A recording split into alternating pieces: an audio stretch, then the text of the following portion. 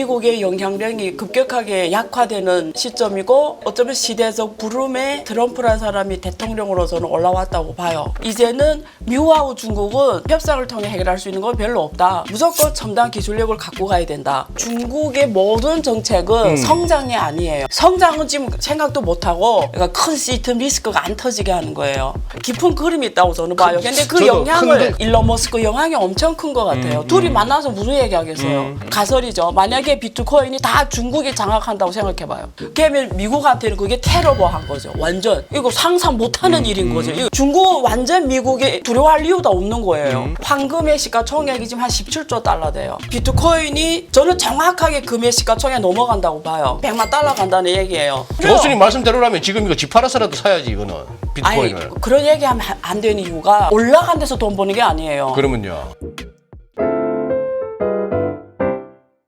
안녕하 교수님 모셨습니다. 어서 오세요. 네, 안 교수님. 안녕하세요. 네. 아유, 저희 오랜만에 나오셨죠? 네. 잘 보내셨죠? 예. 네. 다 한 번씩 짚었던 이슈라도 한 번 더 우리 안 교수님, 안유아 교수님의 뷰를 듣고 싶은데 네. 트럼프의 재집권, 네. 우선 미국 입장에서 네. 어떻게 받아들이세요? 무슨 의미가 있는 겁니까 이거?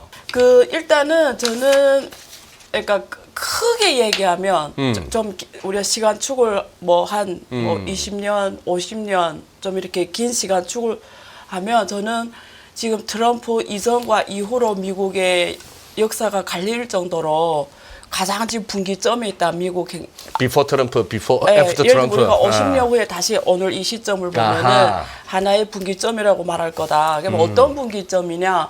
확실한 거는 미국의 영향력이 급격하게 약화되는 시점이고, 그래서 어쩌면 시대적 부름에 트럼프라는 사람이 대통령으로서는 올라왔다고 봐요. 그러니까 우리가 미국의 영향력이 약해지던 시점에 예. 그러니까 우리가 보통 패권 국가가 100년에 한 번씩 바뀌어왔거든요. 예. 근데 지금 좀 바뀌어야 되는데 사실 후보가 없어요. 대안이 없는 거죠. 미국을 제끼고 패권 국가를 할 만한 데가. 예, 후보가 없는 거죠. 그러니까 전 세계는 중국의 옛날 뭐 춘추 전국 시대처럼 지금 세상이 점점 춘추 전국 시대로 글로벌 시장이 가고 있는 거죠. 예. 그러면 미국이란 나라는 확실한 거는 달러의 존재부터 시작해서 많은 영향력이 줄어드는 시대적 네. 그러면서 지금 트럼프가 취하는 정책들이 훨씬 더 약화시키는 거죠. 더 빨리. 그 절차가 더 빨리 가게 한다. 저는 그렇게 보는 거죠. 트럼프 대통령의 그 재집권이. 슬로건이나 구호하고는 반대네요. 예. Make America 그 Great 정확하게 Again인데 반대입니다. 예. Great가 아니고. 예. 아 그렇게 보신다? 네. 이유는 우리가 모든 사물의 발전이 모든 사물의 발전 우리가 작게는 개인, 크게는 기업, 더 크게는 국가 포함해서 개방되지 않은 시스템이 발전을 가져온 역사는 없습니다. 예. 그리고 미국은 왜 계속 패권주의를 유지했고 지금까지 왔냐. 우리가 가만히 들여다보면 전 세계 미국에 가는 사람들이 거의 다 엘리트였어요. 그렇죠. 지금 우리가 미국의 노벨상 후보들의 명단이 있잖아요. 예. 미국에 제일 많은데 예. 상당 부분이 중국계가 많아요. 노벨 화학상 이런 후보 이 바운더리에 중국계 과학자들이 엄청 많아요. 네. 그리고 구글이랑 가면은 예. 사실은 백인들은 거의 경영자 자리에 있지 실제 알고리즘을 짜고 문제 풀이하는 거는 중국, 한국, 인도 이 과학자들이거든요. 네네. 네. 근데 이런 시스템에서 계속 미국이라는 나라가 우리한테 주는 건 자유이고 민주주의고 우리가 가면은 자기의 탤런트와 자기 노력으로 성공한다는 우리가 소위 말하는 아메리카 드림이라는 네. 게 전 세계에 굉장히 매력적인 네. 다가왔고 미국에 가자는 게 굉장히 우리가 선호하던 데서 지금은 그 방향을 지금 역행하는 거잖아요. 지금 중국계 화교 과학자들을 추출하고 1기 때 엄청 많이 추출했어요. 네. 각 대학에 있는 중국계 과학자들을 예. 다 간첩이라는 모자이서 다 추출했어요. 그리고 지금 2기 와서 그 흐름이 더 빨라질 거예요. 그러니까 거의 다 그런 흐름이니까 저는 일단은 미국의 생명력을 계속 유지했던 거는 이런 세계에서 가장 우수한 사람들이 끊임없이 들어가서 지금 그 일론 머스크 얼마나 대단합니까? 그 사람도 사실은 이민이라고 남아공 봐야 출신이죠. 되고 남아공 출신이고 트럼프 자체도 독일계잖아요. 아버지가 네, 그래요? 독일계에서 네, 이민해 온 네. 거죠. 그러니까 미국의 역사적으로 남은 인물들을 보면 다 이민 집단이에요. 우리 또 이룬이 형도 예. 젠슨 왕 그렇죠. 이룬이 형도 대만계잖아요. 대만이고. 예, 그렇죠. 뭐. 그러니까 우리가 시가총액 1등부터 쭉 보면은 예. 오리지널 그 나라의 그 백인들이 많지는 않아요, 사실은. 근데 이런 오픈된 게 굉장히 사물의 발전을 가속화시키고 네네. 서로 천재형들이 만나서 서로 그 일론 머스크 자서전이 아니라 그 일론 머스크 책이 나왔잖아요. 거기에 보면 일론 머스크가 이 사람한테 가장 큰 계기를 준 게 중국인이거든요. 네, 젊었을 때 예. 천재를 만났다 이랬는데 그게 네. 중국 사람이에요. 그래서 이런 문화가 지금 반이민주의 속에서 자기를 지키려고 그러니까 먼저 들어간 이민자들이 후에 오는 이민자들을 못 들어오게 하는 거잖아요. 자기네 기득권을 지키겠다는 거잖아요. 지키는 사회에서는 발전이 있을 수가 없어요. 그래서 저는 지금 다시요. 지금 트럼프 네. 반이민주의자잖아요. 예. 반이민주의라기보다도 불법 입국을 막자는 쪽 아닙니까? 정확하게.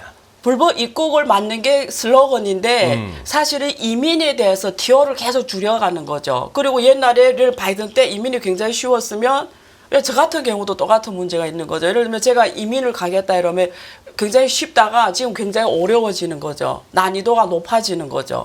그러니까 똑같은 인재라도 그전에는 쉬웠다면 지금 훨씬 더 바운드리가 높아지는 거죠. 그래서 전반적으로 관세부터 포함해서 하는 정책이 폐쇄주의인 거죠. 무역 보호주의고 모든 것들이 자기네 집단, 이미 있는 집단을 보호하자는 네, 쪽으로 네. 가는 거기 때문에 개방이 안 되는 거고 그다음에 웃기는 거는 중국이 계속 개방을 안 하고 사실 그동안 굉장히 바운드를 많이 치고 국내를 보호하다가 지금 글로벌 질서에서 가장 개방을 많이 얘기하는 거는 시진핑 또 주석이에요. 그리고 이번에 트럼프 2기에 많은 핵심이 같은 이런 새롭게 나타난 이런 체제 기구들을 보면 중국이 했던 정책들이 되게 많아요. 그럼 중국은 발전개혁위원회라는 걸 통해서 예. 국가 개혁을 하거든요. 예. 그럼 지금 일론 머스크가 위원장으로 간다는 그 체제 외 그 기구도 중국식하고 굉장히 비슷해요. 그러니까 밖에서 어떤 체제 개혁을 만들어내는 이런 것들이 그러니까 되게 아이러니하게 미국이라는 가는 많은 정책이나 이런 이데올로기들이 옛날에 중국을 막 욕했던 것들이 지금 미국 쪽에서 많이 실행하고 있고 또 중국이 옛날에 개방이나 이런 친환경 반대했던 중국이 오히려 지금은 친환경이라든가 신재생이라든가 혹은 개방, 글로벌 무역 이런 WTO 이런 체제를 훨씬 더 지금 강조하고 국제 무대에서 계속 강조하는 얘기를 하는 거죠. 그러니까 흐름이 반대로 간 거죠. 네. 오케이. 네. 그러면은 두 번째 질문은 그러면 네. 중국의 입장에서 트럼프의 재집권은 어떤 의미인가? 이게 두 번째 질문입니다만 살짝 질문을 바꾸겠습니다. 네. 중국 지금 그러면 트럼프 2기 출범을 갖다가 이제 채 2달도 안 남았는데 네. 그러면 쫄고 있습니까? 아니면 속으로 웃고 있습니까? 그 전문가별로 조금은 달라요. 근데 결론이 뭐냐면 거기서 거기다. 거기서 거기다? 크게 기대하지도 않고 네. 그렇다고 막 크게 와 난리 났네 그러지도 않고 왜냐면 중국은 방향이 딱 정해져 있어요. 트럼프 일기 때는 조금 기대를 했어요. 협상을 통해서 서로 주고받게 하면 그러니까 네. 트럼프 일기 때는 중국이 뭐라고 생각했냐면 미국하고 중국 관계는 동관계라고 생각했거든요. 네. 동관계는 협상을 통해 해결할 수 있다. 예. 이게 스탠스였는데 예. 지금은 이제는 미국하고 중국은 동관계가 아니기 때문에 협상을 통해 해결할 수 있는 건 별로 없다. 그래서 이제는 중국은 딱 정해졌어요. 그냥 미국에 대한 기대를 거의 버렸죠. 이제는 무조건 시진핑 표현대로 하면 신질 생산력. 그러니까 우리 표현으로 쉽게 말하면 무조건 첨단 기술력을 갖고 가야 된다. 첫 번째 포인트. 두 중국은? 번째는 그렇죠. 그러니까 미국 기술을 안 준다 이러니까 이제는 무조건 우리가 해야 된다라는 네, 거고 네. 중국이 스스로 해야 된다는 거고 두 번째 중국은 주로 수출 주도형, 그러니까 수출 비중을 많이 갖고 갔잖아요. 네. 근데 이제는 무조건 내수로 갈 수밖에 없다. 어차피 빨리 가냐, 천천히 가냐의 문제였는데 코로나를 겪으면서 수출이 굉장히 중요한 비중으로 올라왔다가 예. 이제는 트럼프 2기가 시작되면서 관세 장벽이 엄청 높아지기 때문에 예. 무조건 내수를 확대시켜야 된다. 그래서 내년의 정책은 내수 확대로 엄청난 정책을 더 키울 거예요. 지금 다음 달에 중앙경제공정회의가 나오거든요. 예. 거기서 아마 내수 확대에 대한 정책을 엄청 많이 내보낼 거예요. 그래서 예. 그런 게 있고, 그래서 중국도 장기 정책과 트럼프 지금 정책에 대한 단기 대응과 중장기 대응 두 개로 다 양다리 정책으로 가는 거죠. 단기 대응과 중장기 대응 두 가지 대응을 다 하고 있는 거죠. 그래서 시진핑 말대로 하면은 중국과 미국과의 관계는 좋아도 어디 크게 좋지 않고, 그리고 당장 뭐 나빠도 뭐 당장 뭐 엄청 나빠지지도 않고, 예. 대먼대먼하구만. 예, 일단은 지금 단계에서는 그럴 수밖에 없다. 그럴 수밖에 없다. 예, 그런 거죠. 예. 그러면 지금 요거 제가 안 교수님 예. 오늘 나오신다길래 꼭 한번 여쭤보고 싶었는데, 이번에 내놓았던 좌우지간 헤드라인은 무조건 10조예요. 예. 10조 위안 예. 부양책이. 예. 뭐 대충 보니까 그 중에 뭐 4조인가 6조인가를 갖다가 지방 부채 그거 뭐 차환 하는데 쓰인다 그러고 이렇게 하는데, 자, 숫자는 10조 위안 같으면 이거는 금융위기 이후 제일 커봐야 4조 위안이고 부양책이. 네. 아니면 보통 1조 위안 안팎이었는데 이번에 10조 위안. 네. 살짝 바람을 잡더니만 네. 결국 10조 위안이라 숫자는 나왔는데 네. 이후에 네. 중국 증시 반응이 예. 조금 이렇게 못 미치거든요. 예. 우선 이 10조 위안 무슨 돈입니까? 그거 정확하게 좀 알고 싶어요. 그러니까 지금 중국의 모든 정책은 성장이 아니에요. 성장이 아니고 예, 리스크 방지예요. 그러니까 큰 시스템 리스크가 안 터지게 하는 거예요. 리스크 예, 리스크가 예. 그러니까 우리 쉽게 말하면 경착륙이 안 터지게 하는, 경착륙이 일어나면 안 되는 거, 연착륙 하겠다는데 성장은 지금 생각도 못 하고, 성장은 아예 지금 고려 아직 생각 못 하고 지금 모든 정책 중심이 리스크 방지인데, 그러니까 안정적으로 예. 경제를 연착륙 시키는데 포커스 돼 있어요. 그러려면 두 가지 문제를 잘 풀어야 되는데, 하나는 예. 지방채, 지방채, 예, 하나는 부동산. 지방 정부의 부채, 예, 지방 정부의 부채와 그다음에 부동산 연착륙, 네. 부동산 경제 연착륙 두 가지입니다. 근데 지방 정부 채무가 지금 중국 정부에서 발표한 공식 데이터가 네. 지금 80조 위안이거든요. 예. 네, 80조 위안. 예. 얘기하면 이자만 내다 보니까 이자만 지금 1조 넘게 내야 되니까 그렇겠네요. 지방 정부가, 중국은 경제가 지방 정부가 끌고 네. 가요. 네. 근데 그러니까 선수가 지방 정부인데 예. 부채만 갚다 보니까 경제 성장이나 이런 걸 아예 못 하는 거예요. 예. 그러니까 중국 정부가 생각하는 방법은 세 개입니다. 하나는 뭐냐면 금리나 지준율을 계속 낮춰서 새로운 부채로 낡은 부채를 갚는 거예요. 그러니까 신자, 환주제라고 하는데, 이자 센 거, 예. 이자 센 걸 싼 이자로 갈아타라. 예. 그래서 빚을. 계속 금리를 내려드리는 거고, 그 다음에 두 번째 같은 경우에는 주식을 갖다가, 그러니까 부채 원래 채권이잖아요. 그걸 주식 전환하는 거죠. 예, 주식 전환하는 거고, 세 번째 방안은 대응책을 봤더니 지금 부동산 경제는 아무 정책해도 효과 없는 거예요. 네, 살아 안 예. 나니까. 예. 그러면 지금 조금이라도 시장을 좀 긍정적으로 끌고 가서 이런 연착을 시킬 수 있는 수단이 주식시장밖에 안 남은 거예요. 주식시장밖에. 네. 왜냐면 주식시장이 굉장히 2,600까지 굉장히 낮게 떨어졌잖아요. 네. 그래서 중국의 국가팀이 공개한 데이터에서 한 3.17조 들어갔어요. 예. 그 주식시장에 국가팀이 들어가 시장을 끌어올리는 거죠. 그게 예. 정확하게 말하면 9월 26일부터 시작된 거예요. 예. 9월 26일부터 그 일주일 사이에 과거 5년 동안의 주가 지수를 다 끌어올려 버린 거예요. 그러니까. 근데 중국 정부는 원래 의도했던 게 뭐냐면 예. 국가팀이 우리가 마중물 펀드처럼 예. 한 3.17조를 갖다 부어 놓으면 예. 그 다음에 중국 사람 저축이 한 147조 정도 돼요. 예. 그러면 그 돈이 예. 지금 중국이 시가총액이 다 합해서 72조 되거든요. 중국 전체 증시 시가총액, 시총이 예. 72조 되니까 예. 그걸 예를 들면 한 2배를 하면 150조까지 끌어올리면 중국의 그 국유 기업들이 부채 해결이 되는 거예요. 다 해결되는 예. 거예요. 왜냐면 새로운 주식을 발행하면 되는 거예요. 그걸 통해 그러니까 높은 주가에서 주식을 발행하면 연착륙 할 수 있는 거예요. 이걸. 네. 그래서 그걸 의도해서 시작을 했는데 하루아침에 주가가 너무 올라가 버리니까 이게 코스트가 너무 비싸지는 거예요. 아하. 지금 비트코인처럼 매일매일 일어나 신고가를 갱신하니까 예. 국가팀이 대가가 엄청 커지는 거죠. 그렇잖아요. 지금 비트코인에 들어가려면 하루가 다르게 몇 천만씩 올라가는데 이거 어떻게 사들여?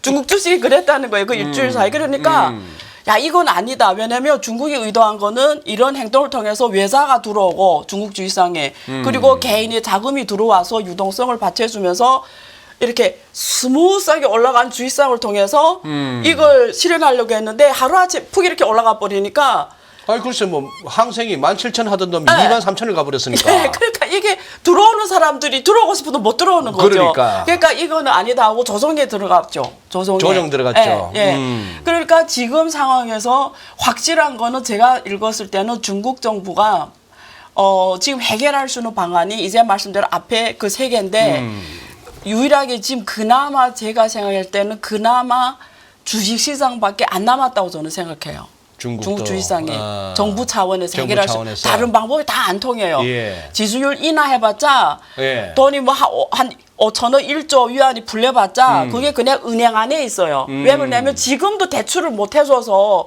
중국계 은행들이 매일 앉아서 전화를 해요. 좀 제발 대출해 가려고. 지금 이미 있는 돈도 너무 많아서. 근데 지수율 인하해서 돈 풀어봤자 그 돈이 실무를 안 가요. 그러니까 아하. 은행들한테 부담만 더 커지는 거죠. 예. 그러니까 지금 남은 방안은 사실 이거밖에 없는 거예요. 주식시장을 띄워서 결국은 주식시장이라는 게 리스크를 분산하는 거잖아요. 네. 국민들이 그 리스크를 예. 골고루 갖고 가는 개념이잖아요. 예. 그러니까 저는 어쨌든 지금 중국 정부가 취하는 모든 정책들이 이걸 앞에서 말하냐 뒤에서 말하냐 이 차이일 뿐이지 본질적인 머리는 정책 머리는 여기 와 있다는 거죠. 그래서 증시 부양. 예, 예.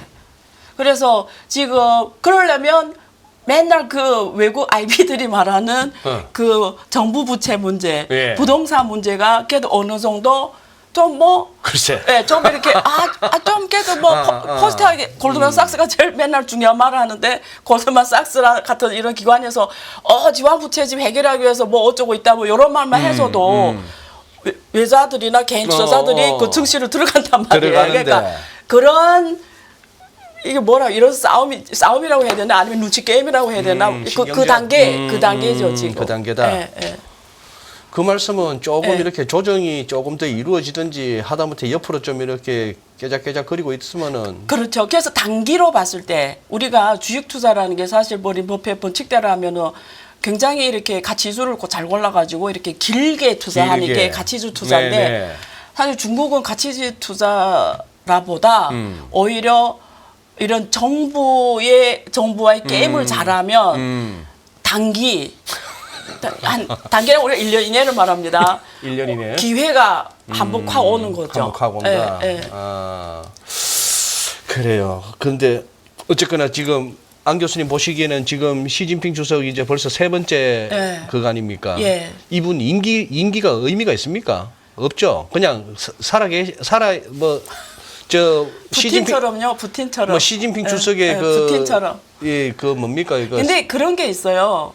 그러니까 사람들이 조금 중국에 대해 오해하는 게 있는데 보통 그 뭐 일당 독재 국가잖아요. 어쨌든 네. 공산당 네. 그게 당이 계속 장기 네. 집권하고 있는 일당 독재 국가인데 뭐 무소불위 권력이 있는 줄 조금 과장해서 해외에서는 말을 해요. 아, 그래요? 한국의 많은 전문가들도 사실 아니거든요. 아니에요? 그 옛날 굉장히 그 권위주의 덕이고 힘이 가장하지 못했던 때도 경제가 무너지니까 모택동이 물러났거든요. 그때 그 류서치라는 사람이 대체하는 거예요. 그러니까 네.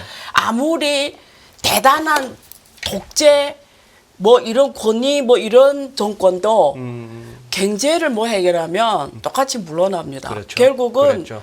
국민들이 바다거든요. 바다는 배를 띄울 수도 있지만 배를 무너뜨리기 때문에 아무리 체제하고 상관없이 먹고 사는 문제를 해결 못하면 아무리 독재자라도 그 예. 자리에 모여 있습니다. 그래요. 예, 그래서 예. 지금 3기를 하는데 어쨌든 뭐 헌법에는 주석 임기를 없앴으니까 뭐 잘하면 계속 가고 못하면 무슨 일이 일어날지는 모르죠. 왜냐면 국민들이 볼 거 아니에요. 시 주석이 헌법까지 수정하면서 지금 3기를 하고 예를 들면 4기하고 5기 하는데 이 사람이 이 주석이 뭘 위해서 이랬나 질문하게 될 거 아니에요. 중국 사람. 그럼 거기에 아무리 시진핑 주석 답을 해야 되는 거죠. 네. 내가 이렇게 나라를 위한 큰일을 하려고 내가 헌법을 수정하거나 보여주는 게 있어야 그 자리가 계속 가는 거지. 뭐 내가 뭐 아무것도 안 하면서 내가 죽을 때까지 해야지 할 수 있는 자리 아니라고 말씀드리고 싶어요. 예. 예. 교수님, 요거 이제 예. 시간상 예. 제가 여쭐 거는 세 가지. 예. 위안화 어떻게 할 것인가? 예. 그리고 갑자기 비트코인은 왜 저러나 하는 거 하고 마지막에 가서 그러면 이 와중에 우리나라 입장에서 트럼프 이기에 대한 우선 위안화. 지금 관세 일단은 기본 스타트 라인이 60입니다. 맞습니다. 다른 나라는 기본적으로 일반적으로 10% 때리고 맞습니다. 중국은 예. 60으로 시작한다. 그렇죠. 예. 그러면 이거 제일 우리가 지난번에도 봤다시피 요걸 갖다 이렇게 스무스하게 이제 흡수하려면 위안화 약세인데 예. 그렇게 이번에도 간다고 보세요? 중국은 대안이 세 개입니다. 대안 세 개. 하나는 위안화 약세. 위안화 약세. 일기 때 그렇게 했어요. 그랬죠. 그래서 그걸 거의 팽하게 했고 두 번째는 원래 수출하는 기업의 그 세금 보조금. 반환을 해줬는데 그걸 세금 취소해요. 반환. 그러면 기업들 입장에서는 원래 세금 보조 받았잖아요. 수출하면 세금 보조를 받았는데. 그거를 없애버리면 어. 수출하는 기업들은 예. 가격을 높일 수밖에 없어요. 그러죠. 그만큼. 그러죠. 그러면 미국에 들어가는 물건들이 왜냐면 예. 어떤 물건은 중국에서 안 오면 안 되거든요. 예. 이거 대체할 데 없어요. 그러면 관세 60% 수출 보조까지 없애버리면 더 비싸지네. 엄청 비싸지면 미국한테 인플레이션 압력을 엄청 높여주는 네. 거죠. 예. 그게 두 번째고 세 번째는 그 두 번째 방법은 관세를 때려 그러면 네. 한번 더 비싸게 한번 갖다 쓸래 이거네. 그렇죠. 왜냐면 이게 미국하고 중국과의 무역 관계가 하루아침에 푹 끊어날 수가 없어요. 결국은 탈중국화 혹은 디리스킹이라고 하잖아요. 예. 그게 이렇게 하루아침에 안 돼요. 이게 과정이 있어요. 지금 그러니까. 무역이 트럼프 일 때에 비해서 지금 무역 흑자가 50% 줄었어요. 중국이. 근데도 지금 2천억 아직도 넘거든요. 흑자가. 흑자가. 그게 뭐냐면 그게 꼭 필요하다라는 꼭 거예요. 필요하니까 예. 그거 없이는 살 수가 없으니까. 하루에 뭐 없앤다는 근데 트럼프 임기가 4년이잖아요. 예. 그러니까 이런 것들은 이게 중국이 60%까지 때리고 이러면 결국 미국 사람들이 그건 필수인데 그만한 인플레이션을 압력 더 주는 거고 그 다음에 세 번째는 중국도 똑같이 중국에서 반드시 수출해야 되는 그 반도체를 하려면 반드시 수출해야 되는 그 금속이 자원이 뭐 히토리우라든가 이런 것들이 있잖아요. 배터리에 들어가는 그 많은 것들이 중국밖에 없는 게 많아요. 90 몇 프로씩 하는 게 중국이 많거든요. 예. 그리고 무조건 수출 제한을 하는 거죠. 미국이 안 주는 거죠. 그럼 미국이 지금 반도체를 자기 국내에서 제조하겠다는 거 아니에요. 반도체 공급망을 다 국내에다 만들겠다고 하는데 그걸 할 수가 없죠. 왜냐하면 중국 거 안 쓰면 안 되는 것들이 있거든요. 그래서 그런 걸 통해서 결국은 트럼프가 협상할 수밖에 없게 만드는 거죠. 상황을. 근데 트럼프가 일기 때 보니까 자기 공약 실행률이 한 25%밖에 안 되더라고요. 예. 네, 그래서 전반적으로 트럼프는 그때 막 팍팍 결정한 사람이잖아요. 상황 보고 이게 아니다 싶으면 안 하고 당장 해야 된다 팍 하고 이런 사람이잖아요. 그런 면에서 중국은 트럼프 미국에 막 그렇게 막 예를 들면 그래 그러니까 요렇게 뭐 맞춰줘 이럴 생각 하나도 없어요. 그거는 확실해요. 그래요. 네, 왜냐하면 그걸로 해봤자 답이 없다는 걸 알기 때문에. 그러면 위안화만큼은 뭐 앞으로도 위안화 강세보다는 약세 기조라고 봐야 되네. 예, 근데 60%면 아무리 약세라도 60%를 할 수는 없으니까. 그러니까. 결국 다른 방법을 더 써야죠. 더 쓰면서 그렇지. 위안화가 여기서 60% 절하된다는 거는 말이 안 되고. 네, 말이 안 되죠. 25는 어떻게 20%는 해보겠는데. 그러니까. 네. 그래서 일기 때 그렇게 한 게 포치 7위안 넘어 쓴 건데 지금도 7.24인데. 맞아요. 그 구간이 역대 구간이 한 7.5에서 6.1까지. 그러니까 그 사이입니다. 그 사이였죠. 예. 그리고 이 비트코인 말입니다. 네. 이렇게 보니까 저는 처음에 네. 비트코인 있으세요? 없습니다. 그 바보죠. 바본데. 저 머리 깎아주시는 우리 백 사장님 아들도 한 50개 있었대요. 한 50개 있었는데 팔았대요? 그 우리 정부에서 그 왜 한번 문제 삼았을 때 몇 년 전에 그때 네. 막 시끄럽고 머리 막 아프고, 정부에서 네, 그거 해서 그러니까. 정리했는데 그 손실을 막게 하군요. 아드님이 그런데요. 네. 아버지 그거 지금 갖고 있으면 6억이 넘어 이러면서 경제적 자유를 해드리게. 참네. 아 그런데 트럼프 대통령도 처음부터 이렇게 우호적인 분은 아니었어요. 가상화폐 쪽에. 근데 저는 처음에 그래가지고 정치하는 사람들 다 그렇지 뭐 표 된다 싶으면은 그렇죠. 그래 다 그렇죠. 이렇게 네. 봤는데 지금 돌아가는 분위기로 봐서는 그거보다는 좀 큰 그림이 있는 것 같아요. 예. 노림수가. 그렇죠. 제가 그래서 제 유튜브 악영2에서 다뤘어요. 깊게. 네네. 근데 오늘 시간 제한이 있으니까 깊게는 못 다루 결론적으로 말하면 그러니까 짧은 원인은 그 사람이 후보 시절에 다 그 코인으로 받았잖아요. 선거 자금을. 짧은 시간 화폐 이유를 보면 뭐 자기한테 그 후원해 준 사람 다 코인으로 하니까 코인에 사람이 그렇잖아요. 그러니까 우호적일 수밖에 없고. 예. 그다음 자기도 지금 아들이 코인 만들고 있잖아요. 만들었잖아요. 그 코인을. 장남이. 예, 만들고 예. 있고. 근데 제 생각에는 처음에는 이렇게 간단하게 생각했다가 제가 지금 봤을 때는 이 사람 굉장히 머리가 비상한 사람이잖아요. 깊은 그림이 있다고 저는 봐요. 근데 그 저도 영향을 큰 그림이 자꾸 느껴져요. 예, 왜냐면 지금 비트코인 비추법을 만들고 있잖아요. 비트코인 네, 100만 개를 네. 갖고 있겠다고. 일부에서도 잠깐 다뤘습니다. 팔지 말고 네. 계속 있으라는 네. 거 봐서는 이 사람 무슨 그림을 그리고 있는데 근데 그 영향이 일론 머스크 영향이 엄청 큰 것 같아요. 둘이 만나서 무슨 얘기하겠어요. 아, 형, 이게 사실은 이렇게 볼 문제 아니다. 이거 장난 이렇게. 아니다, 이거. 그래서 좀 과외 수업을 시킨 것 같아요. 그래서 제가 푼 논리는 뭐냐면 금융자본주의와 기술자본주의입니다. 금융자본주의와 기술자본주의. 그러니까 우리가 한번 간단하게 말씀드리면 예. 우리가 비트코인이나 이런 코인 가상화폐 나오기 전에 데이터, 신용을 누가 다 갖고 있냐면 금융기관이 갖고 있잖아요. 네. 우리가 금융이란 게 뭐죠? 금융이 결국 신용이잖아요. 네. 신용이란 게 네. 뭐죠? 우리 기업이나 개인들이 데이터잖아요. 신용 데이터를 갖고 있는 거잖아요. 근데 이게 금융이 돌아가려면 결국 신용 데이터가 있어야 되는데 우리 개인이나 기업들이 모두 행위는 은행을 통해 발생하는 데이터고 금융 자본기관들이 그걸 독점했잖아요.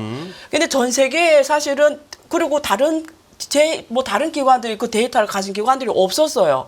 근데 이게 플랫폼 기업, 빅테크 기업들이 나오면서 네. 실제는 이제는 데이터가 은행이나 이런 증권이나 금융기관이 갖고 있는 게 아니라 이제는 구글이나 아마존이나 이런 빅테크 기업들이 데이터를 다 갖게 된 거예요. 그러게요. 예를 들면 인스타그램, 예를 들면 페이스북만 해도 지금 전 세계 30억이 있어요. 예. 근데 어느 은행이라도 회원이 1억이 넘는 게 없어요. 그렇죠. 그러면 이 은행은 세계 1위 은행도 1억 안 돼요. 근데 아니 페이스북은 그래서 저크버가 그때 코인 하려고 했던 거거든요. 얘네는 30억 데이터를 갖고 있는 그것도 매일매일 아주 정확한 데이터를 갖고 있는 거죠. 텍스트 데이터, 정확한 신용. 네. 그러니까 이게 기술 패권 사람들이 데이터를 갖고 있다는 건 데이터 이퀄 신용, 신용 이퀄 금융인 거예요. 그러면 미국이라는 나라는 월가 자본주의 중심으로 온 거고 누가 뒤에 다 유대인이 있다는 거 다 알잖아요. 예. 근데 기술 패권, 기술 자본주의 기업들 봤을 때 다 신흥 세력이에요. 네. 지금 저크버거도 그렇고 이 일론 머스크도 그렇고 예. 다 신흥 계급이에요. 예. 근데 이게 그러니까 미국 경제를 다 풀어야 되는데 금융 자본주의가 지금까지 장기가 오면서 피해가 너무 많아요. 그리고 빈부격차가 점점 더 커지고 미국은 제조 공동화가 일어났고 이제는 금융이 무너지면 다 무너지는 네. 이 상황이 됐는데 기술 패권자들은 이 전통 금융에서 어느 베네핏을 못 받으면서 사실 보니까 우리 스스로 금융을 해도 되네. 그 금융 중에 하나가 가상화폐예요. 도지코인이라 이런 거라는 거죠. 왜냐면 사실 일론 머스크가 마음대로 금융 시스템 마음대로 만들 수가 있어요. 그 사람이 세계 팬이 2억 명이 있거든요. 그러면 도지코인을 만약에 금융의 기축 통화로 한다면 2억 명이라는 데이터가 있는 거예요. 네. 그러면 비트코인은 그보다 더 큰 세계잖아요. 그리고 전 세계에서 이미 다 화폐 가치로 받아들인 거잖아요. 그리고 이거 탈중앙화잖아요. 그러니까 누군가도 이거 마음대로 움직이지 못하는 거죠. 네. 근데 달러 중심의 그 전통 금융 체계는 누가 미국한테 밑보이면은 그것도 추출당하는 거예요.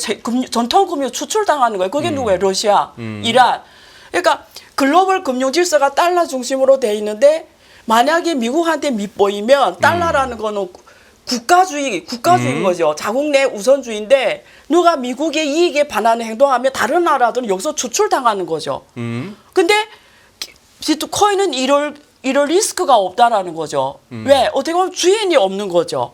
그러니까 비트코인만, 이제 지금 그래서 북한은 맨날 비트코인만 비축하고 있는 거잖아요. 비트코인만 있으면 내 전 세계에 뭘 하든 다 할 수가 있는 거고. 예. 예, 이게 비트코인이 기반으로 우리 통화를 발행할 수도 있죠. 그게 엘사바도르잖아요. 예. 비트코인을 담보로 통화를 발행하는 거잖아요. 예. 그럼 그게 달러를 담보로 발행하는 것보다 훨씬 더 신뢰성이 높은 거예요. 왜? 미국 시스템에서 쫓겨날 확률이 없는 거예요. 훨씬 더 세계에 나갔을 때, 아, 뭐 미국한테 밑보여서 이 나라가 막 휘청하겠네, 이런 우려는 안 해도 되는 거죠. 그래서 이걸 일론 머스크 이런 사람 읽었을 거라고요. 네. 그래서 만약에 이 사람도 이런 생각했겠죠. 가설이죠. 만약에 비트코인이 다 중국이 장악한다고 생각해봐요. 비트코인이 2,100만 개잖아요. 예. 그럼 거기에 만약에 80%를 중국이 다 갖고 있다고 생각해봐요. 그러면 미국한테는 그게 테러버한 거죠. 완전. 무섭죠. 예, 이거 상상 못하는 일인 거죠. 그러면 중국은 완전 미국 두려워할 이유가 없는 거예요. 무역거래나 이런 데서 만약에 중국을 제재하면 비트코인을 결제해버리면 되는 거예요. 컨트롤 아예 안 되는 거예요. 그러니까 이런 걸 포함해서 흐름으로 봤을 때 또 이게 앞으로 점점 온라인 경제가 커지는데 종이돈, 그 달러 종이돈을 온라인에서 결제할 수는 없잖아요. 그러니까 그런 거 봤을 때 이런 거를 우리가 미국이 허브가 돼야 된다. 우리가 중심이 돼야 된다. 그리고 다른 나라가 이걸 많이 장악하게 하면 안 된다. 이런 얘기를 해줬을 거라는 거죠. 그래서 올해 7월에 비트코인 대회에서 트럼프가 말한 1, 2, 3, 4 이렇게 쫙 말하는 거 보면 다 이런 내용으로 들어가 있어요. 네. 예, 그러니까 이 사람도 이거 전략적으로 금융 시스템까지 해서 다시 한번 짜보려고 하는 거죠. 그 지금 우리 예. 애청자 중에 이제 경제를 알자님이 예, 이제 가장 이렇게 일반화되어 있는 그 비트코인에 대한 그 이제 가설을 갖다 이제 정리를 해주셨어요. 예, 첫째, 이제 트럼프는 국가전략 준비자산으로 예. 100만 개의 비트코인을 비축한다. 네. 그러면 비트코인 100만 개의 가치는 현재로서는 약 1,000억 달러. 네. 이게 미국 부채 35조 달러의 0.3% 수준이다. 네. 그래서 미국 부채를 갚기 0.3%밖에 안 되니까. 예, 그러기 위해서는 비트코인을 추가 매수하거나 비트코인 가격을 올려야 합니다. 이렇게 이제 핵심적으로 요약할 수 있는데 지금 이게 이 가설 결국 비트코인으로 저 천문학적인 미국 부채를 갖다가 나중에 비트코인으로 퉁쳐버리겠다. 이게 가능하다고 보세요? 예, 제가 제 안경 투에서 그 글쎄. 제목으로 나가 유튜브 있어요. 근데 그분은 지금 가격으로 계산한 거잖아요. 황금의 시가총액이 지금 한 17조 달러 돼요. 금. 예, 17조 이전에 금방 확인하고 네, 들어왔어요. 예. 가장 최근 에 17조 달러 넘었거든요. 전 세계에 있는 금이. 예, 네. 금의 시가총액. 저는 비트코인이 지금은 비트코인이 한 1조 시가총액 1조 한 7천 한 10배 10분의 1이 돼요. 저는 정확하게 금의 시가총액 넘어간다고 봐요. 비트코인이? 네, 그러려면 지금 $10,000잖아요. 예. 10만 달러잖아요. 예. 그럼 100만 달러 간다는 얘기예요. 그러면 100만 곱하기 100만 개잖아요. 그럼 1조잖아요. 그러면 미국이 금을 많이 보유하고 있잖아요. 네. 그리고 비트코인을 보유하고 있잖아요. 예. 그러면 모든 종이화폐는 법정 통화는 뭔가 거기에 중국말로 그러니까 뭔가 기준에서 발행이 돼야 되거든요. 아니면 이게 그냥 그래서 우리가 달러를 석유 패깅했다고 그러잖아요. 네. 그것처럼 모든 법정 통화, 종이 통화는 뭔가 패깅돼. 예. 진짜 가치에 패깅돼야 돼요. 근데 지금까지 달러는 석유에 패깅된 거죠. 근데 사실은 이제는 친환경이고 전기차 자율주행에 가면서 석유가 점점 사실은 달러를 패깅하기에는 지금 힘이 약해지는 거예요. 그러면 금을 진짜 가치를 담보하는 게 뭐지? 그렇다고 미국의 제조업이 하루아침에 팍 올라오는 것도 아니고 그 부채에 대한 신뢰가 전 세계에서 지금 무너지고 있는 거예요. 좀 못 갚아 이렇게 되는 거죠. 근데 우리가 금 보유량과 비트코인 보유량이 탄탄하게 있으며 외국 사람들 보기에 달러가 만약에 부채를 못 갚으면 쟤네하고 비트코인 달러 해도 되겠네. 예를 들면 이런 논리까지 갈 수가 있는 거죠. 네. 예, 그래서 그리고 전 세계적으로 비트코인은 저는 미니멈이 100만 달러거든요. 이제 가는 게. 제가 이게 지금 몇 개월 전에 찍었어요. 예. 100만 달러 간다고 몇 개월 전에. 그러니까 야, 이거 돈. 또 오늘 이 방송 나가면 캐시우드 돈나무 누나하고 우리 또 안 교수님 이거 배틀 붙었네. 받고 더. 제가 그래서 이게 몇 개월 전에 한 2월에 그때 4월에 찍었는데 또 이 방송 듣는 분들이 막 가서 비트코인 사면 안 되고요.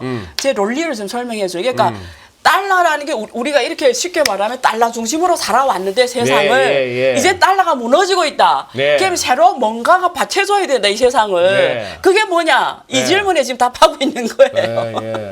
아까 뭐 말씀하신 그거 무슨 돈 뒤에 뭐가 있어야 된다 하는 게 소위 말하는 교과서에서 배우는 근본이제였는데 예. 그 달러 뒤에 금이 버티고 있던 그게 무너진 게 예. 닉슨 때였고 그렇죠. 사실 그때 이후로는 뭐 미국 달러나 뭐나 다 종이 쪼가리인데 그냥 종이 쪼가리죠. 그러니까 그래서- 지금 미국 국채사는 다 그냥 그러니까 중국이 그냥 엄청난 손실 봤잖아요. 다 종이 쪼가리. 종이 쪼가리 들고 예. 있는 건데 금융위기 때. 예. 아 그리고 알겠습니다. 막 야 그러면 아니 그렇게 말씀하시면서 그거 뭐야 비트코인 지금 사지는 마시고 하면 안 되지. 그 말씀이 왜냐면- 교수님 말씀대로라면 지금 이거 집 팔아서라도 사야지 이거는 비트코인을. 아니, 그런 얘기하면 안 되는 이유가 안 되는 이유가 예. 돈을 올라간 데서 돈 버는 게 아니에요. 그러면요. 들어가는 시점하고 나오는 시점이 정확해야 돼요. 뭐 근데 대부분 사람들이 어때요? 어때요? 그래 사지 말라고 하는 거예요. 한번 사고 매일 봐요. 그러면 이게 모든 가격은 변동하잖아요. 예. 그럼 떨어질 때를 못 참아요. 못 참아요. 예. 그러면 욕해. 그 조정이 올 수밖에 없잖아요. 예. 조정 모두. 조정이 올 그러면 수밖에- 욕하는 거예요. 너 그때 그랬잖아. 왜 이렇게 헛소리 하냐. 뭐 이런 식이 되게. 네, 안효화 교수 때문에 망했다. 예, 그래 사지 말라 하는 거예요. 오케이. 네. 지금 우리나라는 지금 트럼프 2기에 대해서 뭐 준비하고 있는 게 보이십니까? 제가 왜 또 한숨을 제가 쉬십니까? 예. 국민통합위원회라고 있어요. 국민통합위원회. 거기에 네. 지금 위원으로 활동하고 있는데 그게 그 위원회 하는 게 윤석열 직속으로 만든 네네. 위원회 하는 게 한국의 20년, 30년, 50년 네. 장기처럼 만드는 네. 위원회인데 그 한국은 지금 트럼프 재집권이 단기에는 긍정적 영향도 많아요. 단기. 뭐 여러 산업도 우리가 대표적인 게 조선산업 뭐 이런 것들이 반도체도 뭐 반사이익 볼 수도 있고 전기자동차 이런 거 반사이익 보는 부분들이 있어요.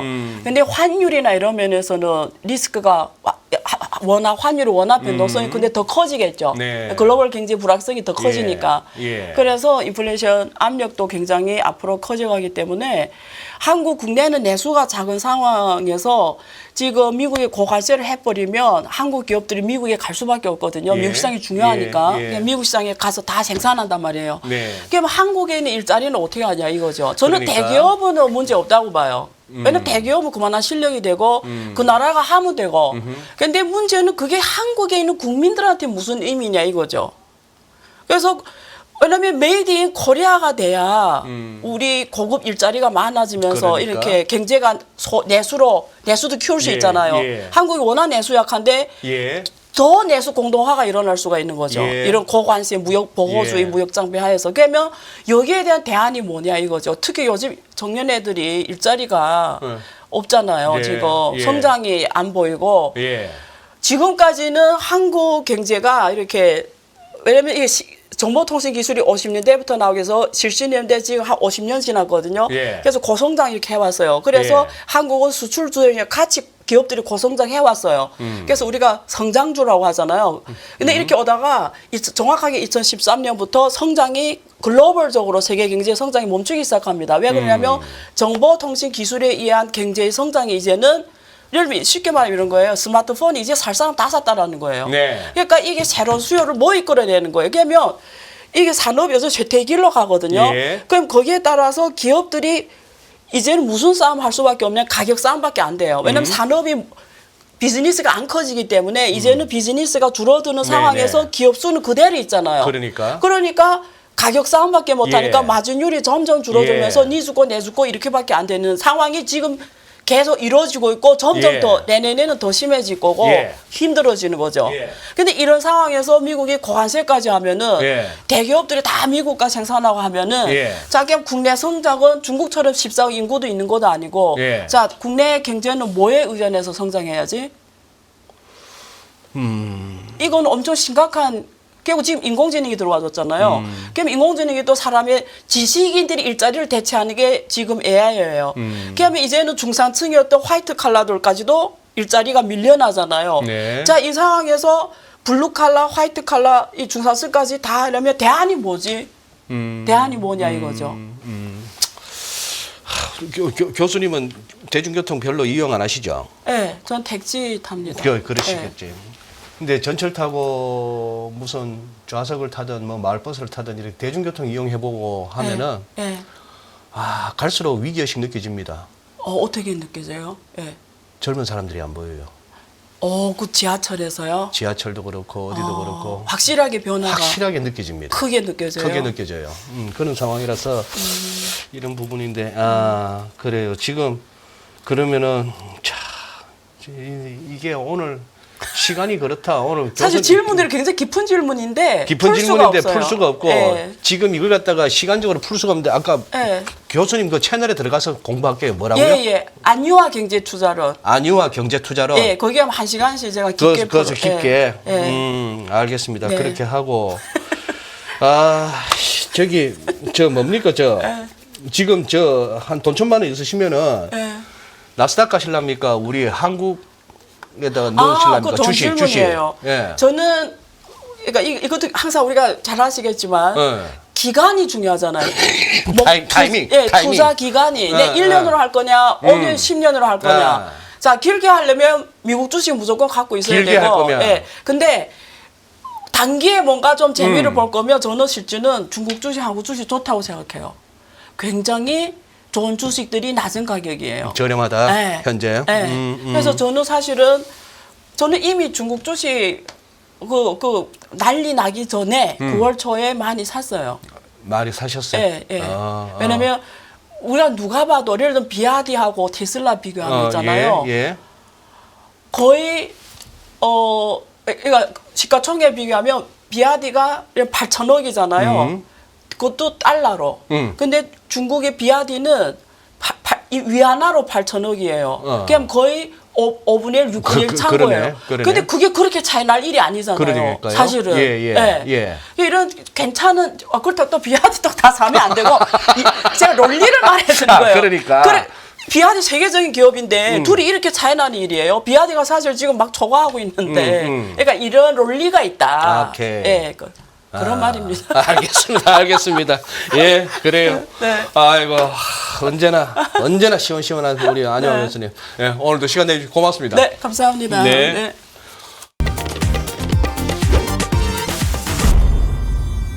안녕하세요. 이승입니다. 더 많은 영상을 보고 싶으신 분들은 화면 오른쪽에 있는 구독 버튼을 눌러주시기 바랍니다. 그리고 영상을 보시면서 좋아요는 필수인 거 아시죠? 항상 인포맥스 라이브를 사랑해주셔서 감사합니다.